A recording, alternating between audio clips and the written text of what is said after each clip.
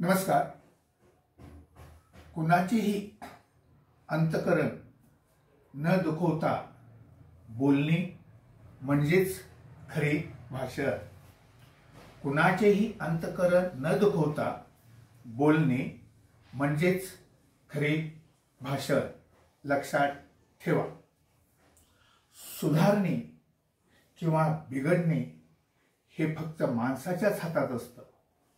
सुधारणे किंवा बिघडणे हे फक्त माणसाच्याच हातात असतं। विभीषण रावणाच्या राज्यात राहत होता तरी पण बिघडला नाही। विभीषण रावणाच्या राज्यात राहत होता तरी पण बिघडला नाही।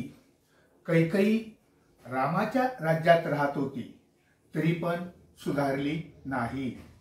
कैकेयी रामाच्या राज्यात राहत होती तरी पण सुधारली नाही। लक्षात ठेवा। धन्यवाद।